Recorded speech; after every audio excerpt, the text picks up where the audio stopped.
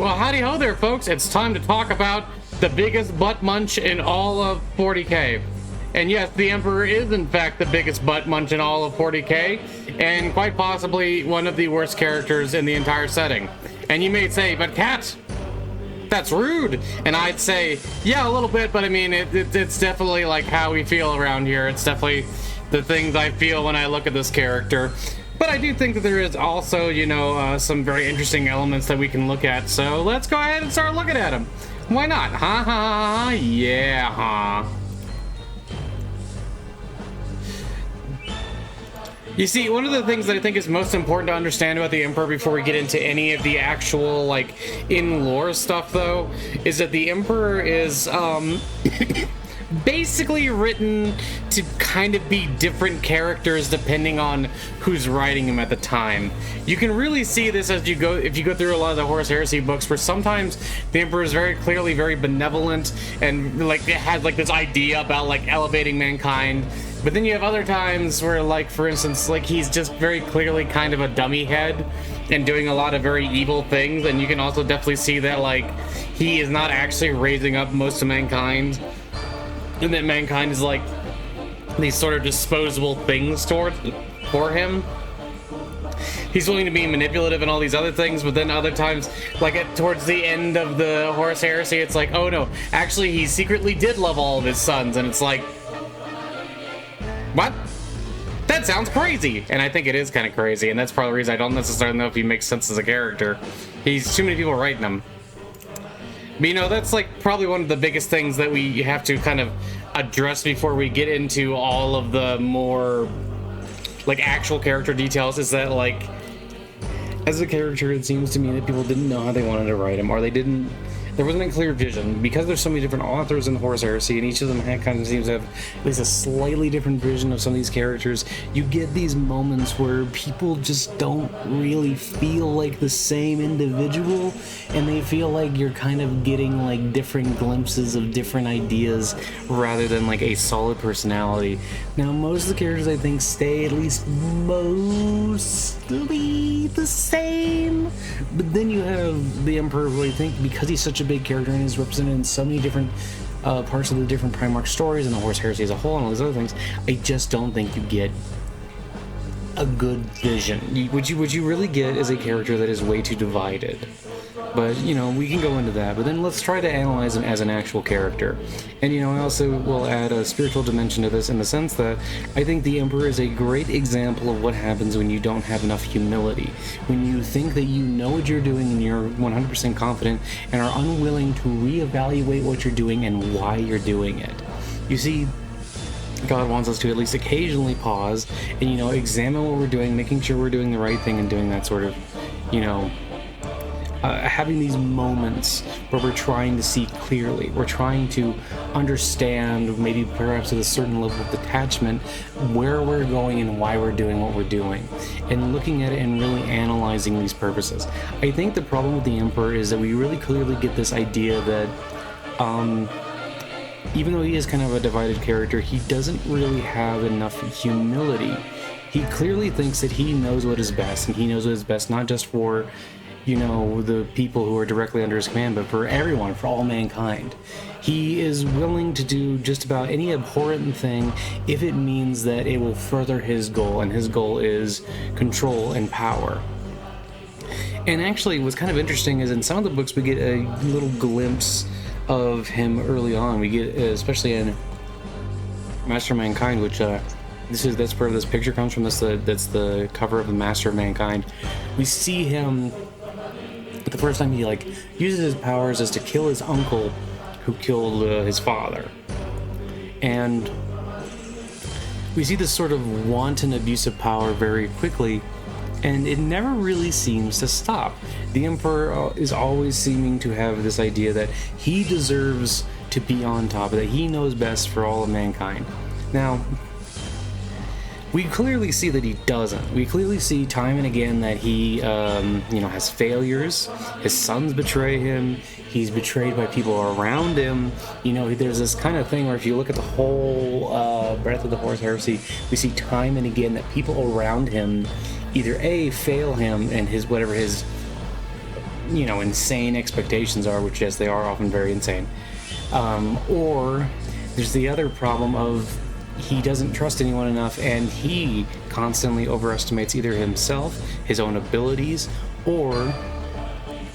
and because of these things and the people around him who are human, who can see what he's doing, or in some cases, the never dies. I just forgot what they're actually called. Perpetuals. There you go. The perpetuals around him see what he's doing and see that he is kind of an idiot, actually, sometimes. And he is very clearly like, I know what's best, and I am going to have my way or the highway. And you constantly see people leave him. And he never seems to learn from this. He never seems to learn that he needs to be able to communicate with people, that he needs to, if he wants to be the emperor of mankind, or whatever his goal was at whatever point in his life, he needs to be able to communicate to people, not just in the sense of like giving orders, but also communicate ideas. What does he really want for mankind? What is he really after? And it's, it's kind of like when Erda sees, and I know a lot of people don't like Erda, but like when she sees that his vision of the future is this future of death and destruction and war and conquering, it's not one where he even seems to be focusing on the idea of what can we achieve with humanity. It's about destruction. It's about enforcing his will. She sees that he's a tyrant. And this is kind of a thing, too, is that he's actually, like,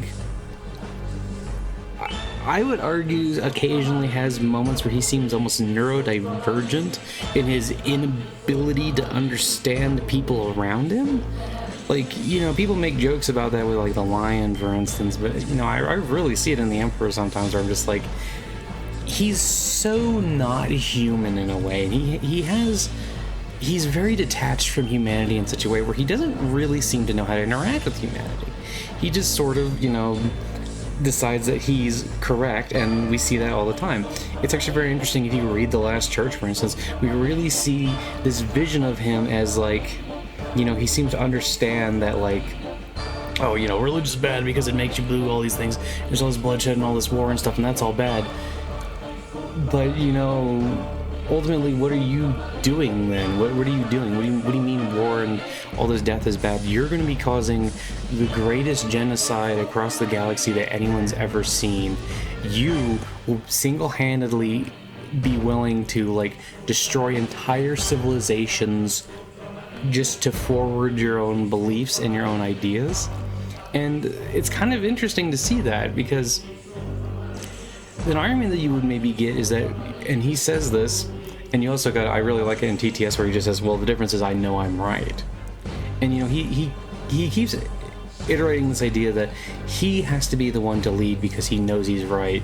But even in the books, in the first couple of books of the Horus Heresy, we see the Interrex, and we see that he's clearly wrong.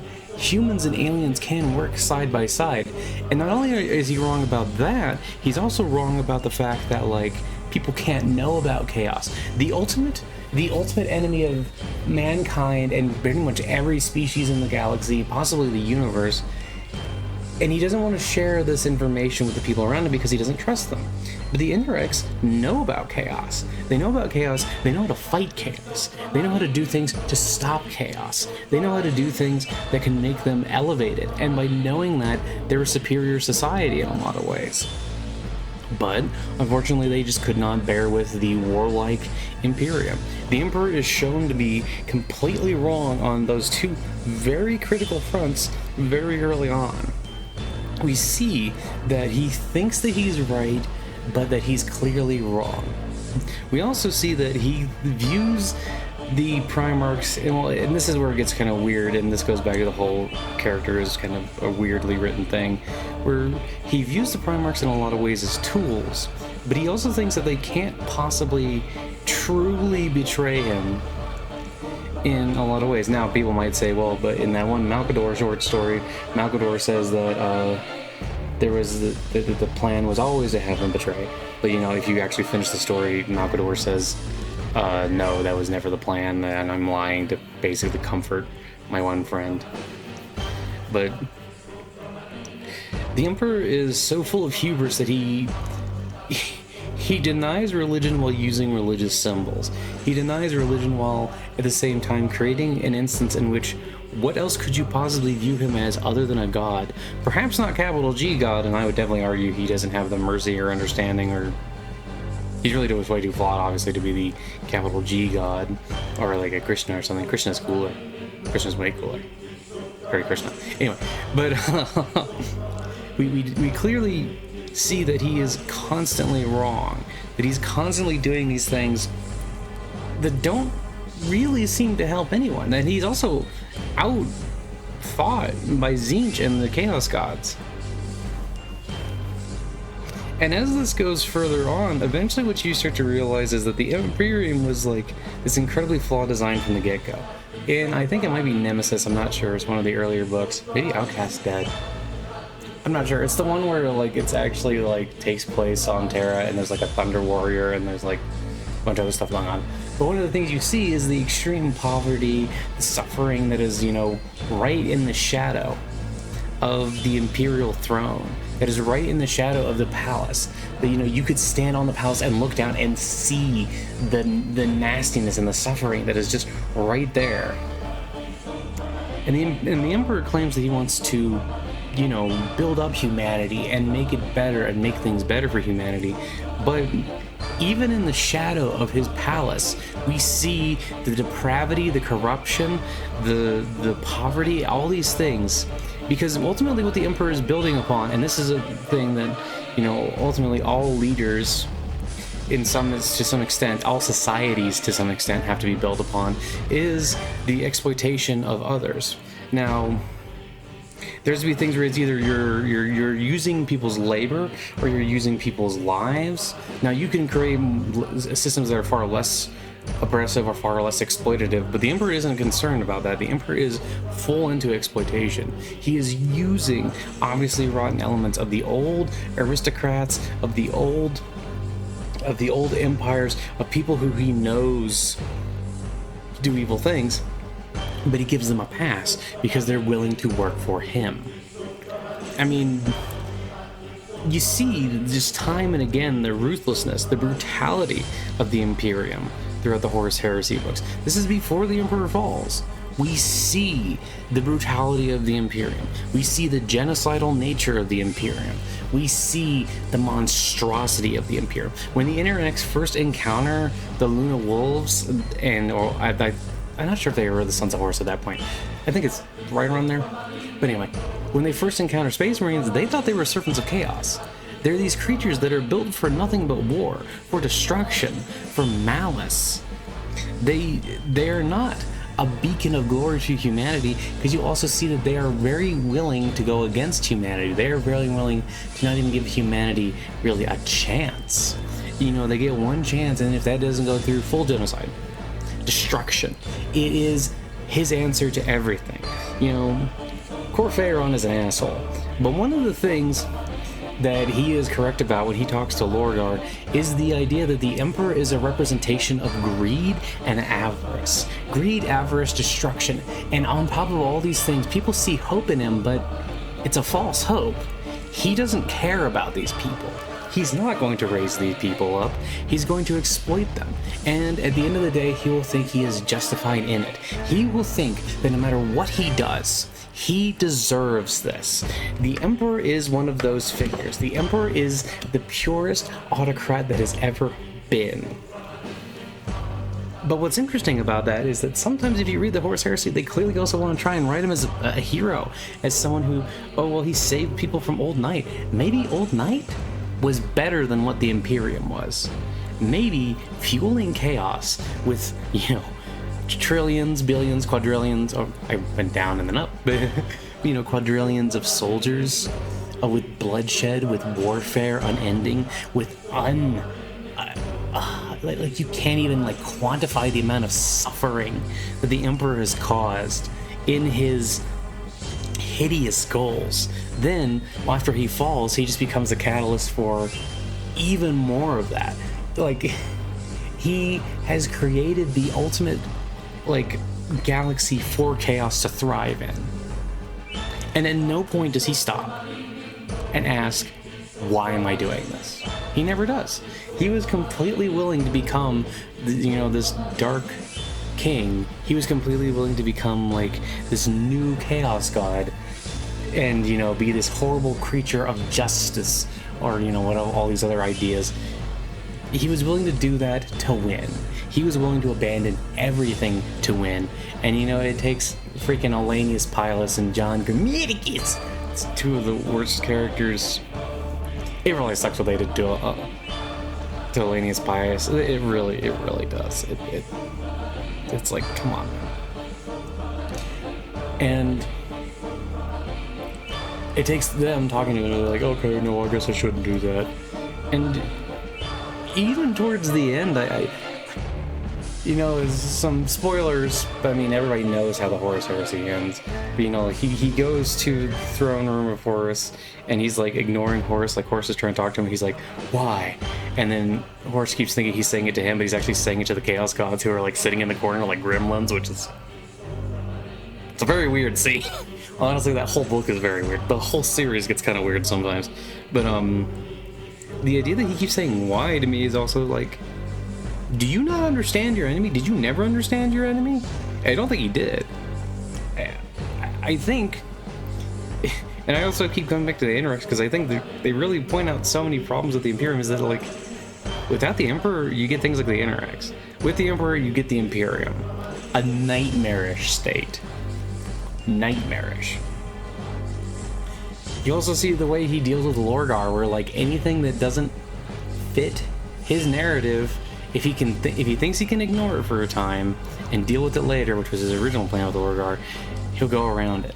But he doesn't realize he doesn't punish Lorgar because Lorgar worships him. He punished Lorgar because he's too slow in conquering. That's the reason he punishes Lorgar.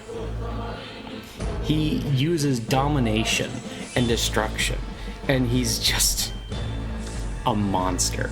That's all the Emperor is.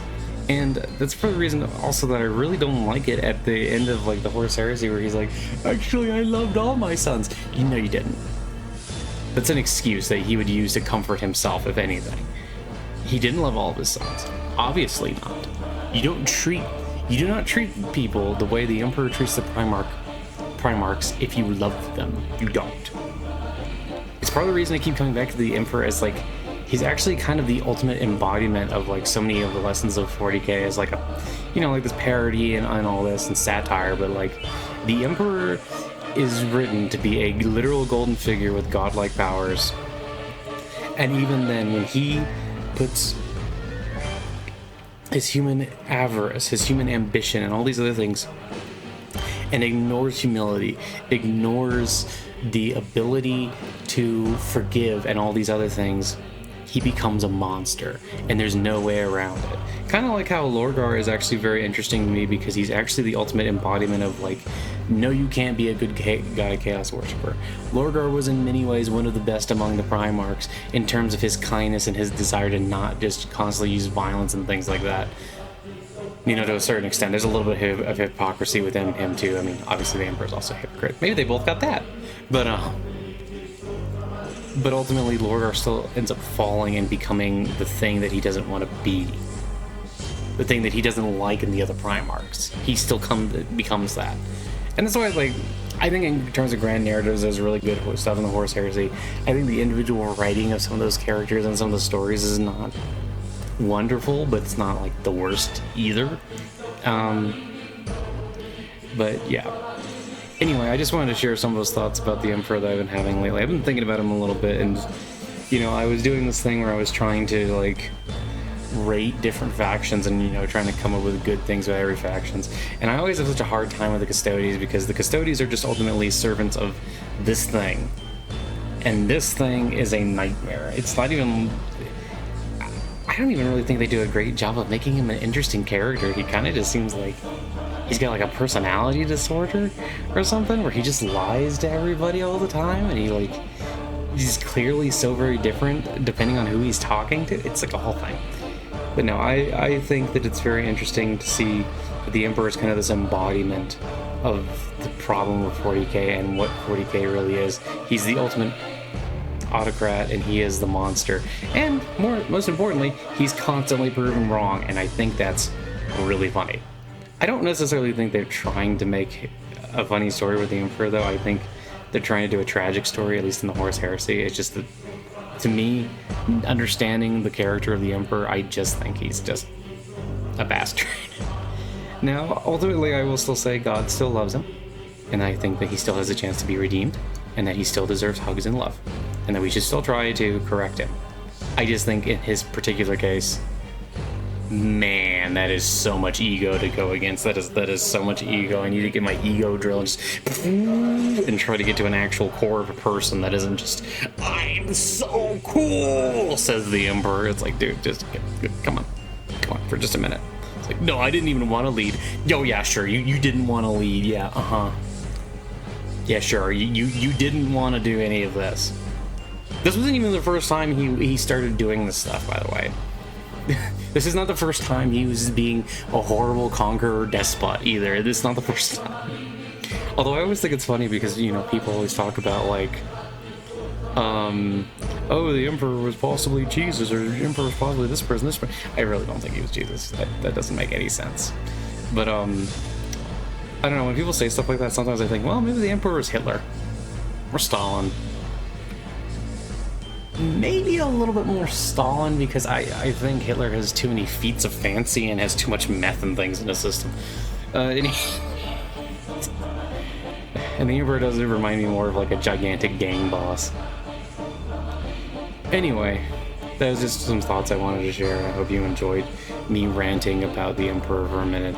Anyway, remember that we should always try to have forgiveness for everybody, even horrible monsters like this creature. And yeah. I hope you know that I love you and God loves you, and bye-bye, I love you, bye. I hope that you all have an absolutely wonderful day, and remember, Emperor bad. Okay, bye, I love you, bye-bye. I love you, bye.